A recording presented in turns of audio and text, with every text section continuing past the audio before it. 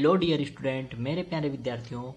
आज के इस वीडियो लेक्चर में हम केमिस्ट्री क्लास 12 सीजी बोर्ड के एक इम्पोर्टेंट टॉपिक इकाई कोशिका के घनत्व की गणना को लेकर आए हैं। डेंसिटी ऑफ यूनिट सेल जो है कैसे कैलकुलेट किया जाता है उसके संबंध में हम व्यंजक देखेंगे। व्यंजक देखने के बाद कुछ आंकिक प्रश्न भी हमें आज यहाँ हल करने वाले हैं। तो यह सेशन आपके लिए बहुत ही इंपॉर्टेंट रहने वाला है। अंत तक हमारे इस वीडियो लेक्चर पर बने रहें और इस इम्पोर्टेंट टॉपिक को ध्यानपूर्वक समझें। अभी तक जिन्होंने हमारे चैनल को सब्सक्राइब नहीं किया वो सब्सक्राइब करें, और यदि हमारा यह वीडियो लेक्चर अच्छा लग रहा है तो आप लाइक करो। ठीक है, अधिक से अधिक लोगों तक, अपने स्टूडेंट तक, अपने फ्रेंड्स तक, सारे के सारे बच्चे जो हैं शेयर करें। ठीक है, चलो तो स्टार्ट करते हैं आज के इस इम्पोर्टेंट सेशन को, जहां हम डेंसिटी ऑफ यूनिट सेल इकाई कोशिका के घनत्व की गणना करेंगे। ठीक है, इससे पहले चौथे लेक्चर में मैंने आप लोगों को क्रिस्टल तंत्र अच्छे से याद करने के ट्रिक के साथ मैंने आपको बताया। जिन्होंने अभी तक वो लेक्चर नहीं देखा, ठीक है, लेक्चर नंबर 4 पार्ट 4 करके आपको मिलेगा हमारे चैनल में।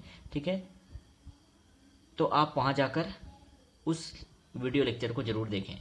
ठीक है, या इस वीडियो में जो ऊपर आई बटन आ रहा है वहां पर क्लिक करोगे तो वो वीडियो आपको मिल जाएगा। ठीक है, तो जिन्होंने अभी तक नहीं देखा वो वीडियो जरूर देखें। ट्रिक के साथ हमने क्रिस्टल तंत्र को याद करने के तरीके बताए थे।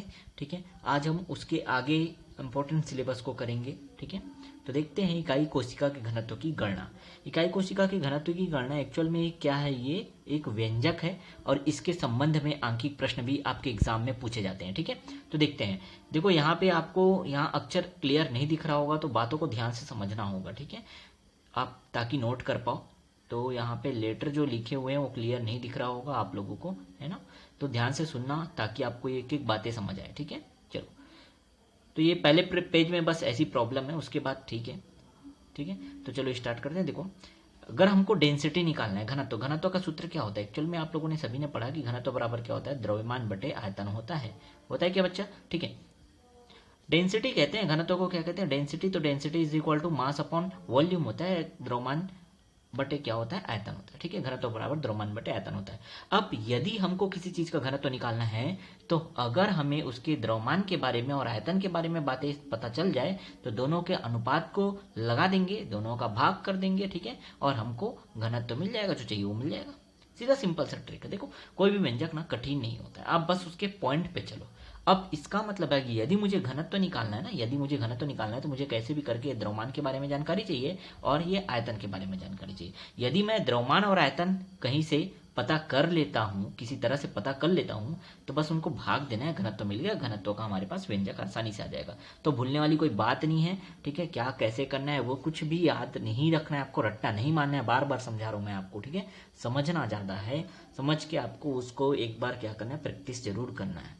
ठीक है, चलो तो ये बात तो समझ आ गया कि घनत्व कैसे निकालेंगे ना। अगर मुझे द्रव्यमान और आयतन के बारे में पता चल जाए तो घनत्व हम आसानी से निकाल सकते हैं। ठीक है, तो देखो हम क्या करते हैं, एक एकक कोशिका लेते हैं, यूनिट सेल लेते हैं, इकाई कोशिका लेते हैं, इकाई सेल लेते हैं, चाहे कुछ भी कहो, समझ रहे बात को, इकाई कोशिका बोलो, इकाई सेल कहो, ठीक है, यूनिट सेल कहो, एकक कोशिका कहो, सब एक ही चीज है, तो इससे कंफ्यूज नहीं होना है। ठीक है, हम मान लो एकक कोशिका लिए, एकक कोशिका के प्रत्येक कोर की लंबाई जो है ए सेंटीमीटर, क्या है, स्मॉल ए सेंटीमीटर। ठीक है, यहाँ लिखा नहीं है, क्लियर नहीं दिख रहा है आपको, ध्यान से देखना। ठीक है, स्मॉल ए सेंटर है प्रत्येक कोर की लंबाई। ठीक, इसके साथ साथ हम लोगों ने क्या दिया, यदि ए सेंटीमीटर है, स्मॉल ए सेंटीमीटर, देखो हम लोग का जो एकक सेल है वो कैसे बनता था, एकक सेल या यूनिट सेल जो है इस तरह से हम बनाते थे। ठीक है, ये घन के आकार का हम लोग करते थे। ठीक है, और इसके एक कोर की लंबाई ए है और ये घन है, तो इसके लंबाई, चौड़ाई और ऊंचाई ये सब क्या होंगे, समान होते हैं। ठीक है, तो ए होगा।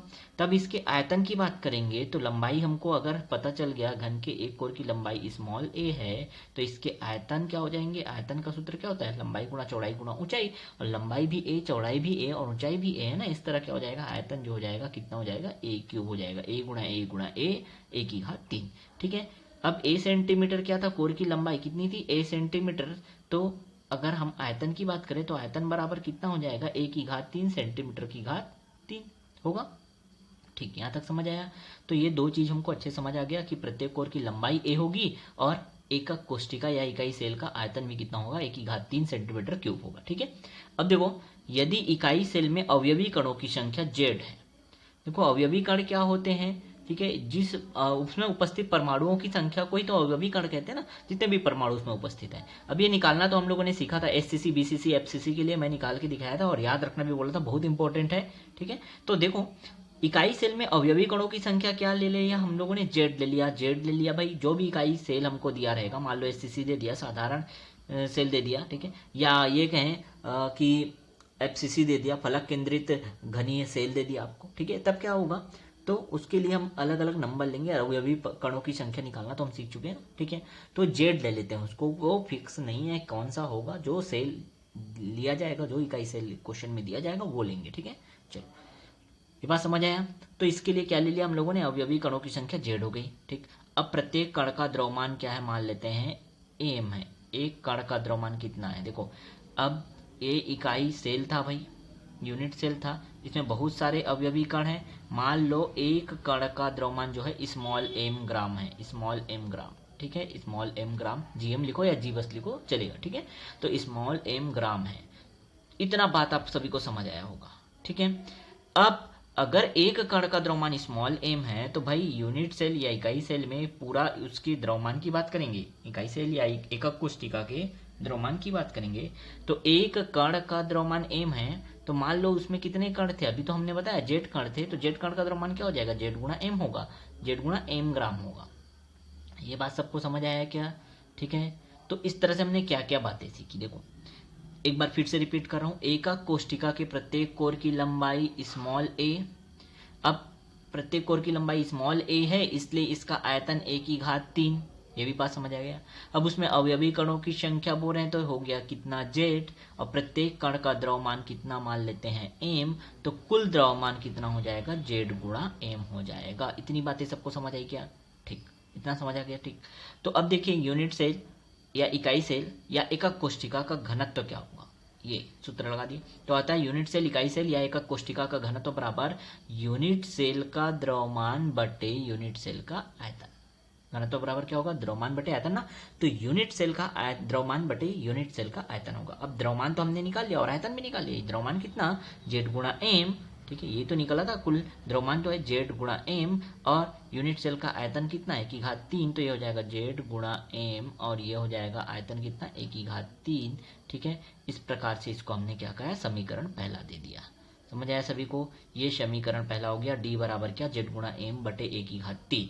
ठीक, अब क्या हुआ देखो, क्योंकि ये जो द्रव्यमान हम लोगों ने लिया था वो साधारण द्रव्यमान था।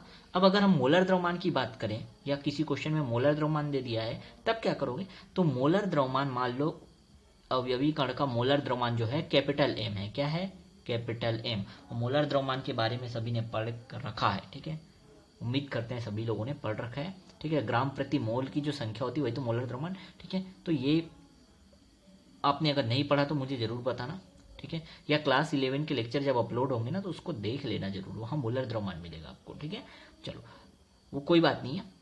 यहाँ मोलर द्रव्यमान जो है विलियन नामक पाठ है उसमें भी आ जाएगा, तो आप वहाँ से और सीख सकते हो, लेकिन यहाँ समझना कि अवयवी कणों का मोलर द्रव्यमान क्या है, मान लो कैपिटल एम है, ठीक है, एम ग्राम पर मोल है, तब प्रत्येक कण का द्रव्यमान क्या होगा, तब प्रत्येक कण के द्रव्यमान की बात कर रहे हैं।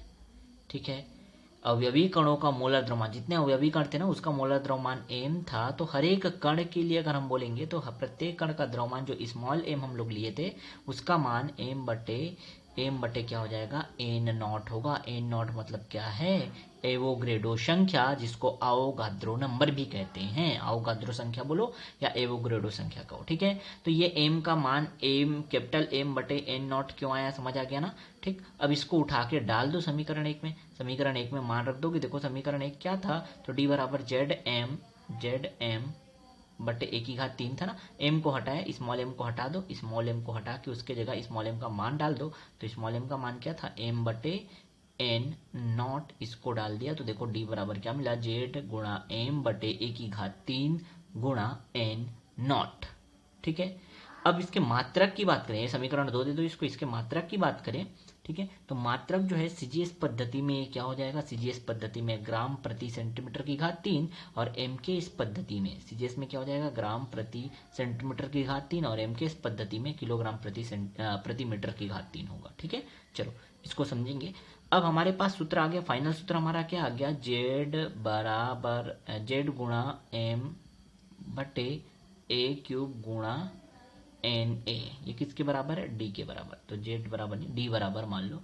ठीक है, डी क्या है, घनत्व है। तो ये हमारे पास एक सूत्र बन के आ गया, जहाँ जेड जो है, जेड अवयवी कणों की कुल संख्या है। ठीक है, एम जो है कणों का मोलर द्रव्यमान है, कैपिटल एम है, ध्यान रखना। ठीक है, कणों का मोलर द्रव्यमान, और ए जो है कोर की लंबाई है, और एन नॉट जो हमने लिखा है या एन ए लिखा है, एवोगैड्रो नंबर। ठीक है, एन नॉट लिखो या एन ए लिखो, कोई दिक्कत नहीं है। ठीक है, यहाँ मैं एन नॉट लिख दिया हूँ, पर वो एन ए भी आप लिख सकते हो, क्योंकि एवोगैड्रो नंबर है, आवोगाद्रो नंबर भी कहते हो, आवोगाद्रो संख्या भी कहते हो। ठीक है, तो वो भी लिख सकते हो, एन ए लिख सकते हो या एन नॉट लिख सकते हो, दोनों सही है। ठीक है, यहाँ सूत्र में एन नॉट लिख दिया मैंने, है ना।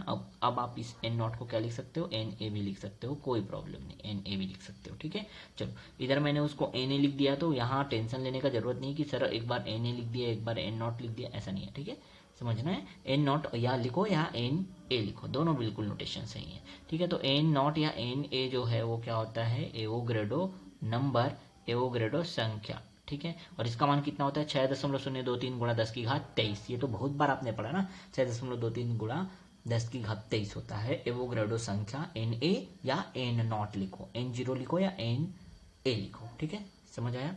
ठीक, इसके मात्रक की बात करें तो घनत्व का मात्रक दो होते हैं। देखो सीजीएस पद्धति और एमकेएस पद्धति जानते हो। सीजीएस पद्धति में क्या होता है, सेंटीमीटर ग्राम सेकंड पद्धति होता है, और एमकेएस जो है मीटर किलोग्राम सेकंड पद्धति होता है। देखो तो सेंटीमीटर ग्राम सेकंड पद्धति में आप देखोगे तो यहाँ ग्राम प्रति सेंटीमीटर की घात 3 है, जबकि एमकेएस मतलब मीटर किलोग्राम सेकंड पद्धति में देखो तो किलोग्राम प्रति मीटर की घात क्या है, 3 है। ठीक है, अब एक इंपॉर्टेंट चीज, जब आंकिक प्रश्न पूछा जाता है ना, तो आंकिक प्रश्न में ये वैल्यू दिया होता है पिकोमीटर। क्या लिखा होता है, पिकोमीटर, पीएम लिखा होता है, उसका मतलब क्या है, पिकोमीटर। अब पिकोमीटर को आपको मीटर और सेंटीमीटर में बदलने आना चाहिए। ठीक है, तो ये जो नोट मैंने यहाँ पे देखो ये सर्कल लगा के रखा है, नोट करके लिखा है, वो अच्छे से आप समझ लो कि एक पिकोमीटर हमेशा किसके बराबर होगा, एक पिकोमीटर जो है 10 की घात ऋण 12 मीटर के बराबर होगा, और यही एक पिकोमीटर जो है 10 की घात ऋण 10 सेंटीमीटर के बराबर होगा। अब ये मीटर कब लगाएंगे, सेंटीमीटर कब लगाएंगे, है ना, ये तो क्वेश्चन पे डिपेंड करता है। देखो कुछ आंकिक प्रश्न मैं जरूर कराऊंगा आपको यहाँ। ठीक है, तो पूरी बातें आपको समझ आई क्या अच्छे से। ठीक है, ठीक है, और रिपीट करने का जरूरत तो नहीं है। ठीक है, चलो इतना ही सिंपल है, बहुत सिंपल है ये व्यंजक जो है। अगर ये आप समझ गए, सूत्र याद रख लिया आपने, जो हमारा समीकरण 2 आया था वही मेन सूत्र है। ठीक है, अब मात्रक की बात करें तो जो जैसा दिया रहेगा वैसी मात्रक हमको लेना है, वो भी देखना है। कुछ आंकिक प्रश्न देख लेते हैं जिससे आपको ये बहुत चीजें जो है सिंपल लगने लग जाएंगी। अब आंकिक प्रश्न बहुत इंपॉर्टेंट रहता है ऐसे सवाल में, जब आपको पता है यहाँ 4 नंबर का एक सवाल आने वाला है, मैं शुरू लेक्चर से बताते आ रहा हूँ। ठीक है, और ये 4 नंबर का एक सवाल जो आएगा वो कुछ भी हो सकता है, जैसे यहाँ घनत्व भी है, बहुत इंपॉर्टेंट क्वेश्चन बनता है, सीजी बोर्ड में बहुत बार ये पूछा गया। ठीक है, घनत्व का व्यंजक निकालो। ठीक है, और साथ ही साथ इससे आंकिक प्रश्न भी आपको दे सकता है कि एक कुछ वैल्यू दे दिया भाई, एक प्रश्न दे दिया और उससे मान निकालो, तो घनत्व जो है जो आपने अभी निकाला उसी वही सूत्र लगा के आपको आंकिक प्रश्न हल करना होता है। ठीक है, अभी देखो आंकिक प्रश्न या न्यूमेरिकल में देखें, पहला क्वेश्चन क्या दिया है, एक फलक केंद्रित घनी सेल के प्रत्येक कोर की लंबाई 400 पिकोमीटर है। यदि अवयवी कणों का मोलर द्रव्यमान 60 ग्राम प्रति मोल हो तो क्रिस्टल के घनत्व की गणना कीजिए। ठीक है, अब देखो मैं जब भी कहता हूं कि आंकिक प्रश्न आपको दिया है तो आप सबसे पहले उसके बारे में लिखो कि क्या क्या आपको वहां जानकारी पता है। वो आपको क्या करता है, आपको दो काम आसान बना देता है कि भाई आपको निकालना क्या है वो सूत्र का पता चल जाता है, और साथ ही साथ आपके लिखने का तरीका बहुत ही बेस्ट हो जाता है। ठीक है, नंबर भी नहीं करते, पूरे के पूरे मार्क्स आपको मिलते हैं। तो देखो प्रत्येक कोर की लंबाई दिया है। ठीक है, एक फलक केंद्रित घनी सेल, शुरू से देखते हैं, एक फलक केंद्रित घनी सेल दिया है, मतलब एफसीसी दिया है, ध्यान आ रहा होगा।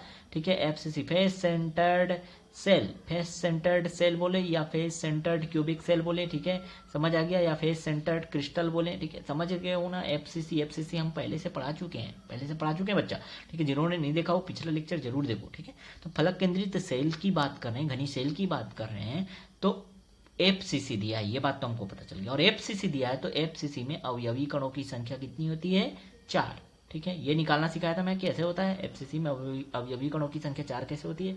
ठीक है, सभी को पता है ना, सभी को होता है। ठीक, क्या होता है, सभी कोनों में होता है, 8 कोने होते हैं, 8 कोनों में होता है, और वो कितने बनते हैं, अवयवी कण 1 बनते हैं, ध्यान आ रहा होगा। ठीक है, अभी मैं फिर से नहीं बना रहा हूँ। ठीक है, और सभी फलक पर रहते हैं, सभी फलक आधा आधा बटे रहते हैं, 6 फलक होते हैं, तो सब आधा आधा होके क्या हो जाते हैं, 3 बन जाते हैं, और 3 और 1 कितने हो जाते हैं, तब 4 हो जाते हैं। मैं एक बार बोल दिया, जिन्होंने देखा होगा उसको तो समझ आएगा, लेकिन जिन्होंने अभी तक वो लेक्चर नहीं देखा उनको बिल्कुल नहीं समझ आने वाला। ठीक है, तो वो लेक्चर आप जरूर देखो। चलो, तो अवयवी कणों की संख्या जो एफसीसी की कितनी होती है, 4 होती है। हाँ, हमने लिख दिया, जेड बराबर कितना हो गया, 4। इसके साथ और क्या दिया, देखो प्रत्येक कोर की लंबाई 400 पिकोमीटर दिया है, तो ए बराबर 400 पिकोमीटर दिया है। प्रत्येक कोर की लंबाई ए लेते हैं ना, 400 पिकोमीटर दिया है, तो 400 पिकोमीटर लिख दिया हम लोगों ने। ठीक है, ये बात। और क्या दिया है भाई, मोलर द्रव्यमान। मोलर द्रव्यमान कितना दिया है, 60 ग्राम प्रति मोल दिया है, तो एम बराबर क्या दिया, कैपिटल एम बराबर दिया है 60 ग्राम प्रति मोल, ये दिया हुआ है। ठीक है, अब देखो इतना चीज तो हमको जो दिया था वो लिख लिया, हमको घनत्व की गणना करनी है, घनत्व डी निकालना है, तो डी हमको क्या है, अननोन है, यहाँ डी निकालना है। क्लियर, चलो हम क्या करते हैं, सबसे पहले तो इसका मात्रक बना लेते हैं। ये पिकोमीटर दिया ना, पिकोमीटर दिया है बच्चा, मैं पहले ही समझाया था, पिकोमीटर दिया तो उसको चेंज कर लो ना यार। चेंज कैसे करोगे, तो क्योंकि यहाँ पे हमको जो भी जानकारी दी गई है, ये दिया है ए, ये जेड दिया है, ये एम दिया है, और ये ए दिया है, और क्या है हमारे पास, तो हमको डी निकालना है। ठीक है, तो ये पिकोमीटर दिया है, उसको पहले आप किस में कन्वर्ट कर लो, सेंटीमीटर में कन्वर्ट कर लो। ठीक है, पिकोमीटर दिया उसको सेंटीमीटर बना लो, तो सेंटीमीटर बनाने के लिए मैंने तो बताया था क्या, एक पिकोमीटर जो है बराबर होता है 10 की घात ऋण 10 सेंटीमीटर के। ठीक है, अब देखो, अब ध्यान से देखना, इसको समझना, क्योंकि यहाँ प्रश्न में 400 पिकोमीटर दिया है। देखो बेटा क्या दिया है, 400 पिकोमीटर। 400 पिकोमीटर दिया है, तो हम इसको 4 गुणा 10 की घात 2 तो लिख सकते हैं क्या, 10 की घात 2 पिकोमीटर। 400 को मैं ऐसा लिख सकता हूँ ना, ये बात समझ आया। ठीक है, तो ये लाइन तो समझ आ गया कि 4 गुणा 10 की घात 2 क्यों लिखा। ठीक है, अब देखो पिकोमीटर मतलब क्या होता है, ये पिकोमीटर मतलब होता है, एक पिकोमीटर बराबर होता है 10 की घात ऋण 10 सेंटीमीटर। ठीक है, तो हमने क्या किया है, पिकोमीटर को हटा दिया, और पिकोमीटर की हटा के देखो मैं क्या लगा दिया, 10 की घात ऋण 10 सेंटीमीटर। बाकी इधर की चीजें सेम है। ठीक है, तो ए बराबर क्या मिला हमको, 4 गुणा 10 की घात 2 गुणा 10 की घात ऋण 10 सेंटीमीटर। ठीक है, अब सेंटीमीटर में बदल गया, वो पिकोमीटर नहीं रहा, अब क्या हो गया, सेंटीमीटर हो गया। अब ये भी बात आपको पता है कि अगर 10 की घात 2 है और गुणा 10 की घात ऋण 8 है, सॉरी ऋण 10 है, ऋण 10 है ना यहाँ, हाँ ऋण 10 है, तो क्या होगा, आधार समान होती है तो घातें क्या हो जाती है, जुड़ जाती है। तो देखो 2 है और ऋण 10 है, तो 2 और ऋण 10 कितना हो जाएगा, 2 और ऋण 10 ऋण 8 होगा ना, इसलिए क्या हो गया, 10 की घात ऋण 8, तो 4 गुणा 10 की घात ऋण 8 सेंटीमीटर आपका क्या हुआ, यहाँ पे ए का मान आ गया। ये बात समझ आया सभी को, पूरा अच्छे से हमने यहाँ एक एक पॉइंट मैंने हर चीज को लिखा है, छोटी सी छोटी बातें भी मैं यहाँ नोट करके रखा हूँ। ठीक है, ताकि आपको समझने में कोई प्रॉब्लम ना हो।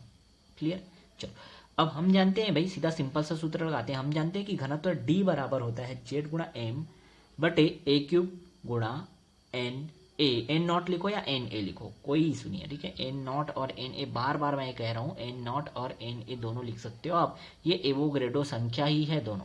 ठीक है, दोनों में से कोई एक आप यूज कर लो, दोनों भी लिखा जा सकता है। ठीक है, दोनों सही है। अब देखो मान डालो, हमको क्या निकालना है, हमको डी निकालना है ना, डी को उधर ही रखो, बाकी सब चीजों का मान जिसका जिसका आपको पता है वो ला डाल दो। ठीक है, तो देखो जेड का मान कितना, जेड का मान है 4। ठीक है, एम का मान है कितना 60, और ए का मान कितना है 4 गुणा 10 की घात ऋण 8 अभी निकाला, क्योंकि घात 3 है तो पूरे की घात 3 लगा दिए। और एन नॉट तो आपको बिल्कुल पता होना चाहिए, एन नॉट लिखो या एन ए लिखो, एवोग्रेडो संख्या 6.023 गुणा 10 की घात 23 होता है। ठीक है, ये बात पूरा समझ आया। अब क्या करते हैं, इसको हल करते हैं बहुत ही सिंपल तरीके से। देखो क्या हुआ, 4 गुणा 60 तो रहा ऊपर में ही, 4 गुणा 60 ऊपर में ही रहा, नीचे हम हल करते हैं तो ये 4 की घात 3 किया, 4 की घात 3 मतलब 4 चौक 16 और 16 चौक 64, 4 की घात 3 मतलब समझते हो ना, 4 का 3 बार गुणा 64, और 10 की घात ऋण 8 पूरे की घात 3 है, तो 10 की घात कितना हो जाएगा, 8 या 24, 10 की घात ऋण 24 हो जाएगा। ठीक, गुणा ये 6.23 रह गया, 6.023, ठीक है, और गुणा 10 की घात कितना है 23, ये भी हो जाएगा। ठीक, अब पूरा चीज समझ आ गया। यहाँ पे ये बातें कैसे है ये इसको समझो, अभी तो मैंने बताया ना आपको। ठीक, ये कैसे आया, क्लियर हो गया सभी को। अब इसको कटाते हैं, देखो कैसे कट जाएगा, ये हो जाएगा 4 एकम 4, ये हो जाएगा कितना 16 चौक 64, कट गया भाई 16 से। अब ये 16 को भी कटा दिए, 4 चौक 16, और ये 60 को कटा दिए 15 चौक 60। ठीक है, तो ऊपर में क्या बचा, ऊपर में बचा सिर्फ 15, और नीचे क्या बचा 4 गुणा 10 की घात ऋण 24 गुणा ये, और ये गुणा 10 की घात 23। ठीक है। अब जब इसको हल करें तो 10 की घात ऋण 24, देखो 10 की घात ऋण 24 और 10 की घात क्या हो जाएगा 23। ये जब देखो ऋण 24 और 23, तो ऋण 24 और धन 23, तो कितना हो जाएगा ऋण 1 होगा ना। तो देखो 10 की घात ऋण 1 यहाँ बचा, 10 की घात ऋण 1 बचा, ठीक है। आधार समान तो घातें जुड़ती है घटती है ना, तो ये 10 की घात ऋण 1 बचा और इसको 4 को हमने गुणा कर दिया इसके साथ, 4 के साथ इसको गुणा किया तो ये आंसर आया, ठीक है 24.092। आप लोग जरूर चेक कर लेना, आप लोग अपने अकॉर्डिंग आंसर लिखना, ठीक है।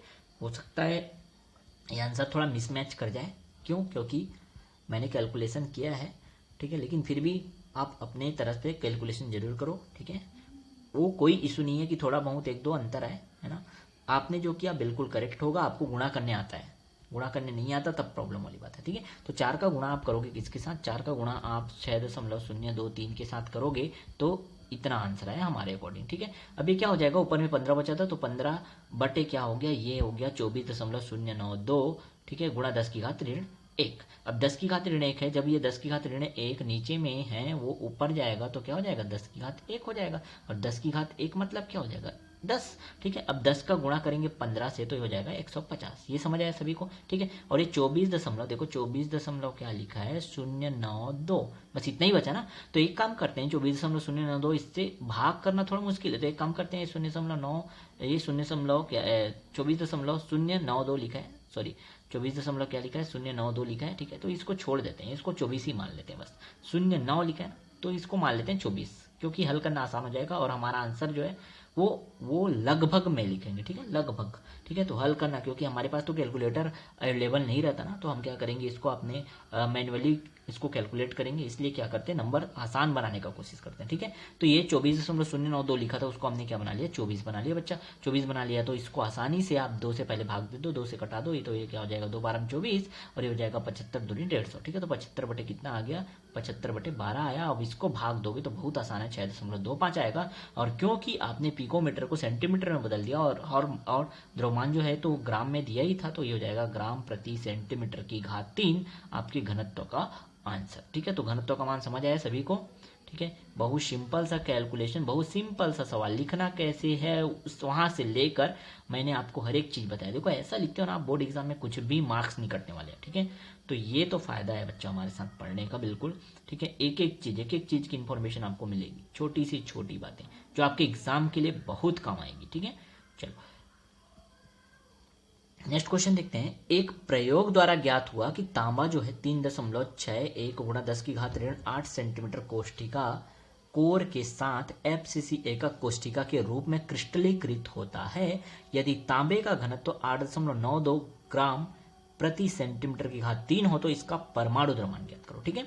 तो अब ये प्रयोग द्वारा हमने क्या ज्ञात किया, जो भी इंफॉर्मेशन है उसको लिख लेते हैं। सबसे पहले क्या क्या दिया, देखो गिवन क्या है, हमको दिया है कि ए क्या है कोर की लंबाई, ये दिया है कोर की लंबाई डाल दिए, ए बराबर इतना दिया, ठीक है।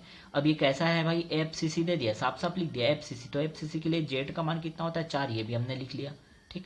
और यहाँ पे एक और चीज घनत्व का मान दिया, डी का मान इतना, ये भी हमने लिख लिया। हमको क्या बोला है परमाणु द्रव्यमान ज्ञात करना है, बोल रहे हैं एम का मान हमको क्या करना है ज्ञात करना है, सिंपल एम का मान हमको क्या करना है ज्ञात करना है, ठीक है। अब देखो सूत्र वही है, ठीक है, D = ZM upon A³ into NA लिखो या N0 लिखो, फिर कह रहा हूँ, ठीक है, कंफ्यूज मत हो ना, कभी मैं यहाँ NA लिख देता हूँ कभी N0 लिख देता हूँ, उससे कंफ्यूज नहीं होना है, ठीक है। आप क्या करोगे एक साइन लिख के चलना, NA लिख रहे हो तो NA लिखो, N0 लिख रहे हो तो N0 लिखो, ठीक है। NA लिखा गया यहाँ मुझे, ठीक है, दोनों साइन क्योंकि यूज करते हैं हम लोग फिजिक्स में, NA ऐसा केमिस्ट्री में हो जाता है ऐसा थोड़ा, ठीक है। तो NA भी लिख सकते हो, N0 भी लिख सकते हो, दोनों बिल्कुल सही, ठीक है। अब मान डाल दो, हमको क्या करना है, देखो सबसे पहले मान मत डालो भाई, हमको निकालना क्या है उसको देखो, और क्या अज्ञात है उसको देखो। तो हमारे पास क्या है अज्ञात, क्या है अज्ञात, जिसका मान हमको ज्ञात करना है वो है एम। तो एक काम करते हैं एम को वहीं रहने देते हैं, बाकी सब चीज को पक्षांतर कर देते हैं। एम अपनी जगह में ही बैठा है, ठीक है। ये ए की घात 3 उधर गया, ये NA भी उधर गया, तो क्या हो गया ऊपर आ गया, तो ये हो गया D गुणा A की घात 3 गुणा NA, ठीक है। और ये जो m था वो कहाँ है, वहीं अपनी जगह में, z जो है वो चले गया पक्षांतर होके उधर नीचे। तो इस तरह से ये चीजें आ गई आपको, ठीक है, ये समझ आया, ये जो लाइन है, ठीक। अब ये समझ आ गया तो आप मान रखना है, आपको क्या करना है सिंपली मान बस रखना है, मान रख दो, ठीक है। डी का मान कितना 8.92 दिया है ना क्वेश्चन में, ठीक है। ए का मान कोर की लंबाई भी दिया है 3.61 गुणा 10 की घात ऋण 8 पूरे की घात क्या 3, ठीक है। सूत्र तो हमारा यही है ना, तो पूरे की घात क्या किया 3 किया। चलो जूम कर देता हूँ अच्छे से आपको दिखे। और एन ए का मान तो हर कोई जानता है 6.023 गुणा 10 की घात 23 होता है, ठीक है। और ये क्या है, अपॉन में दिया है कि जेड का वैल्यू कितना होगा, एफसीसी के लिए जेड का वैल्यू जो होता है 4 होता है। क्लियर है, एफसीसी के लिए जेड का वैल्यू 4 होता है। ये मान आपने रख दिया और उसके बाद सिंपली इसको आपने हल करना है और कुछ नहीं करना है, ठीक है। हल करोगे तो देखो मैं 10 की घात बस हल करना सिखा देता हूँ। यहाँ 10 की घात को आप देखो, यहाँ 10 की घात ऋण 8 है और पूरे की घात क्या है 3 है, मतलब ये हो जाएगा 10 की घात ऋण 24 हो गया क्या। और इधर कितना था 10 की घात 23। तो फिर से वही बात, आधार समान और हैं अगर और वो गुणा में है तो क्या होगा, घातें जो है वो जुड़ेंगी ना, जुड़ेंगी तो क्या हो जाएगा 10 की घात ऋण आएगा। ये बात तो समझ आ गया सभी को। अब आपको क्या करना है, सिंपल छोटे छोटे नंबर का बस आपको गुणा करना है। 10 की घात ऋण 1 तो समझ आ गया, 10 का घात वाला काम खत्म, ये काम खत्म हो गया, ठीक है। अब देखो ये 8.92 का गुणा करो 3.61 से और इसका गुणा करो 6.023 से और बटे में क्या है 4, तो आपको ये आंसर आएगा, ठीक है। गुणा करने के बाद ये मान आया और ये मान आया तो आपने क्या करना है, बस इसको 4 से भाग कर देना और 10 की घात ऋण 1 तो वैसे ही रहा, ठीक है। 10 4 से भाग कर दोगे तो ये वैल्यू आएगा 631.7, ठीक है। अब ये एकदम एग्जैक्ट आएगा ऐसा जरूरी नहीं है, मैंने कैलकुलेटर से कर दिया, वो आंसर ले लेता है, ठीक है। दशमलव के बाद तक की गणना कर लेते हैं, कैलकुलेटर से कर दिया मैंने, शॉर्टकट है ना। अब आप क्या करोगे, अपने मैनुअली करोगे, आपको कैलकुलेटर नहीं मिलने वाला है, आप कैलकुलेटर से मत करना, ठीक है, ठीक है।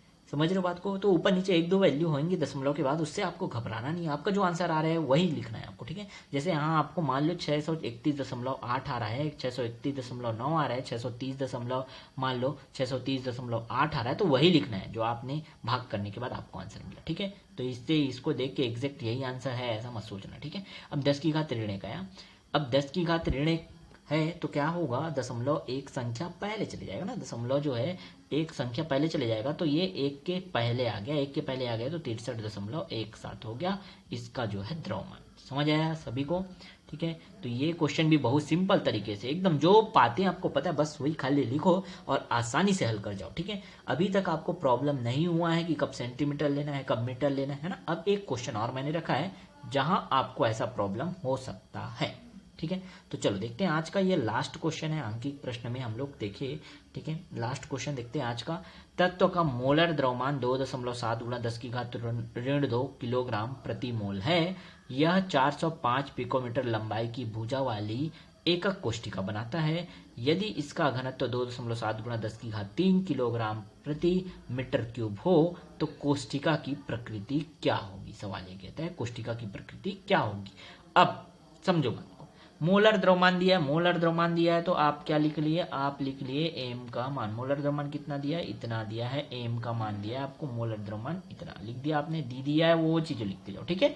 इसके साथ साथ 405 पिकोमीटर लंबाई की भुजा वाली एकक कोष्ठिका बनाता है, मतलब ए का मान जो है वो 405 दिया है, पिकोमीटर में दिया है कितना 405 पिकोमीटर, ठीक है। चलो भाई 1 मिनट के लिए वैसे ही रहने देते हैं, सोचेंगे बाद में इसको सेंटीमीटर में बदलना है कि मीटर में, ठीक है। अब एक और चीज हमको दिया है, क्या दिया है, यदि उसका घनत्व का मान दिया, देखो घनत्व का मान दिया किसमें, मीटर में, ध्यान देना यहाँ घनत्व का मान दिया है मीटर की घात 3 2.7 गुणा 10 की घात 3 किलोग्राम प्रति मीटर की घात 3 दिया। अगर ये मीटर में दिया तो ये पिकोमीटर जो आपने लिखा है ए का मान उसको भी मीटर में बदल दो, और मीटर में बदलोगे तो 405 गुणा 10 की घात ऋण 12, ये तो मैं पहले से ही नोट करा के आपको रखा हूं, बहुत इंपॉर्टेंट है, ठीक है। तो एकक कोष्ठिका की लंबाई जो है 405 पिकोमीटर है, अगर हम लोग ए का मान निकालेंगे तो 405 गुणा 10 की घात ऋण 12 मीटर होगा बच्चा, ठीक है। अब देखो घनत्व का मान भी रख दिया हम लोगों ने, किलोग्राम प्रति मीटर की घात 3 था, ठीक है। और द्रव्यमान यहाँ पे मोलर द्रव्यमान भी किलोग्राम में, तो कोई प्रॉब्लम नहीं, यहाँ किलोग्राम भी है और मीटर भी है, ठीक है। तो कोई प्रॉब्लम नहीं, इसी चीज को ले सकते। अब हमको क्या निकालने बोला है, इस बार क्वेश्चन थोड़ा घुमा दिया और बोला कि कोष्ठिका की प्रकृति निकालो। अब कोष्ठिका की प्रकृति कैसे निकालें, यदि देखो जेड का मान हमको पता चलता है ना तो हम बता पाते हैं वो एससीसी है कि बीसीसी है कि एफसीसी है। जैसे यदि जेड का मान 4 आ गया ना, 4 आ गया तो हम बोल देंगे क्या वो एफसीसी है, फलक केंद्रित सेल।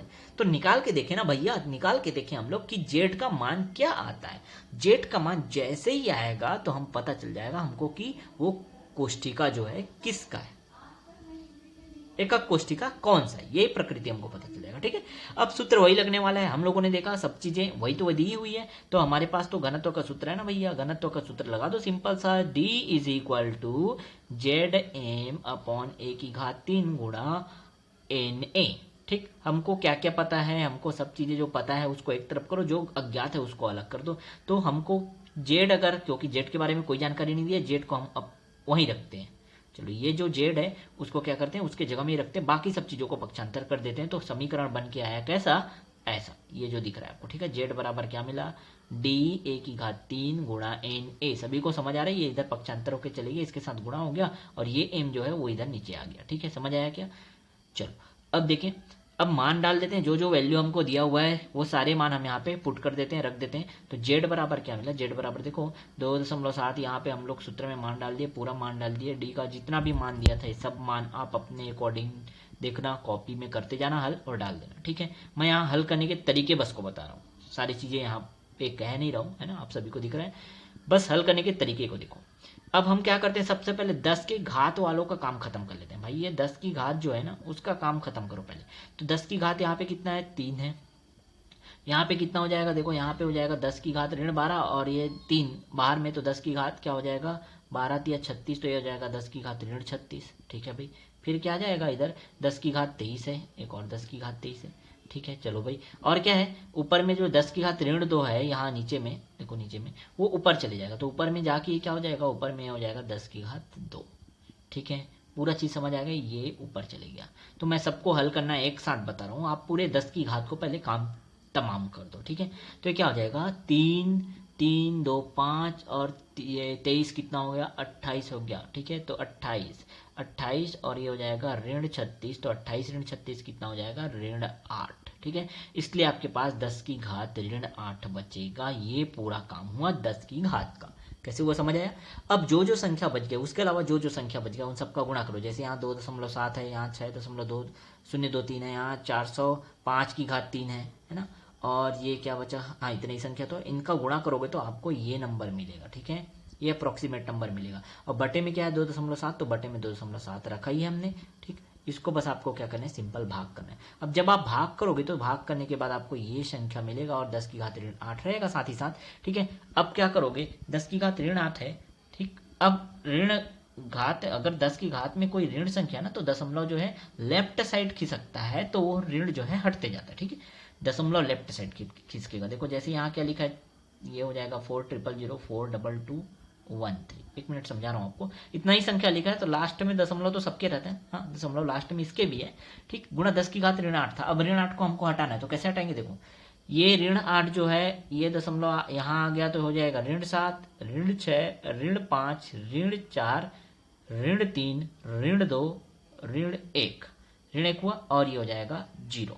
10 की घात 0 हो गया, तो ये हो जाएगा क्या, दशमलव जो वहां था, समझना यहाँ था, वो खिसक के कहाँ आ गया, यहाँ आ गया। तो ये संख्या आपका बन गया कितना, 4.00 जो भी है इधर।